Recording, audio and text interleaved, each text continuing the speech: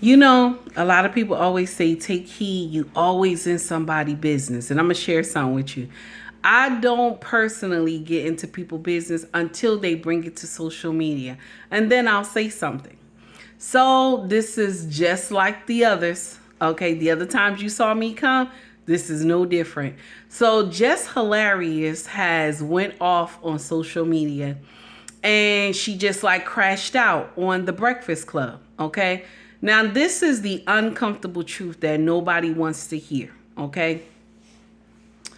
When you first got, okay, the understanding that you were going to be no longer the guest host, you were going to be a co-host, okay, on the Breakfast Club. You came to social media and told everybody your business, okay? So iHeart didn't even finish drying the ink off your contract. Now you made them miss out on a big extravagant party that they were supposed to have for you. Now they probably still had the party, but it wasn't as big as they wanted it to be, and you probably do a tour to get everybody excited about the Breakfast Club again. So you messed that up, but nobody want to say nothing about that because we ain't gonna take no accountability, right? Then, like you said, you decided to have a baby. Okay, you decided to have a baby. Okay, so now and nobody talking, nobody shaming you for that. You decided to have a baby without a father. Okay, without marrying a daddy. Okay, we understand the first one, but the second one you didn't, and I understand that too. Sometimes things happen. I'm not here to judge you. Okay, a little bit I'm here to judge you. Nah, a lot I'm here to judge you. But I'm not without sin. I have done the same thing too. I've done the same thing when it comes to not marrying a baby father. Okay, so I understand. So now you came to social media and you're talking about the Breakfast Club and you're saying it's just like Fair East Side High. Okay, y'all remember when Morgan Freeman played in that movie, you know, as Mr. Clark. Y'all remember back in the day. So she's saying that the Breakfast Club is like Fair East Side High before Mr. Clark came. So it's a whole big thing going on, and people like, oh, the Breakfast Club, just, you know, they ain't right, this and that. They got it out of here. You know what the uncomfortable truth is? I think Jess got her own self out of there. Jess put her own self in hot water. I'ma just remind y'all of something that she said a couple days ago, okay? She went, now this is, you know, I ain't trying to start no trouble, but she went to Shaq's house. Shaq invited her to the house.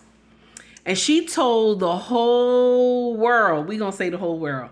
She told the whole world how Shaq got 4 Caucasian women living in his house. She said that Shaq has 4 Caucasian women living in his house. 2 are baddies and 2 are on their way to be baddies. You went to somebody's private residence and you talked about how they live. Do you know how rare it is to get invited to someone's house?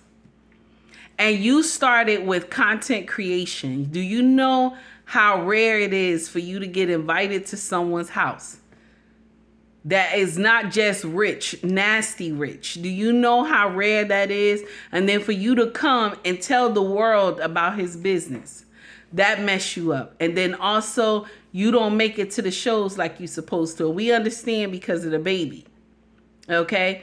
But now they have your replacement, and they probably been working on your replacement for a minute right after you signed that contract that they wanted to get somebody else in here. And it looks like the Breakfast Club is taking a turn. It looks like they taking a turn for something else. Okay? You know what I'm saying? That's what it looked like. They're taking a turn and they going some other way. So Corey Holcomb, okay, shout out to Corey Holcomb, how he got in here and he had disgraced you. I don't agree with everything he said because you do have talent. You do. But the lane that the Breakfast Club is going, maybe you're not fit for that. maybe you got to go back and start from scratch, okay? Because yes, you are a brand by yourself. You are. But the thing is, you burnt that bridge. You burnt that bridge with iHeart. And I won't be surprised if you get blacklisted. I will not be surprised if you get blacklisted, because you went and started talking about the Breakfast Club. And what you should have done is, if they let you go, okay, and you said that the show was heading in a different direction, so that leads to tell us that they letting you go. So what you should have done was just came to social media to your followers and said, listen, the show is taking a turn. I want to thank iHeart. I want to thank the Breakfast Club. I want to thank them for inviting me to their family and me rocking with them and this and that. And I appreciate the opportunity. That's it. That's it. That's all you had to say. That nothing else. That's all you had to say.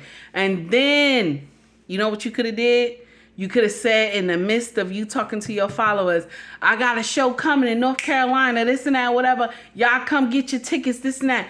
That's where you make outside moves, but you didn't. You didn't do that. You didn't do that. So now your thing is to come up here and bash, okay? Bash the Breakfast Club and the nonsense that's going on here. And you have missed your opportunity, because check this out. Say if iHeart ever want to get a show just with a comedian woman, they just want someone that is, getting in here, they doing jokes, they playing music, this and that.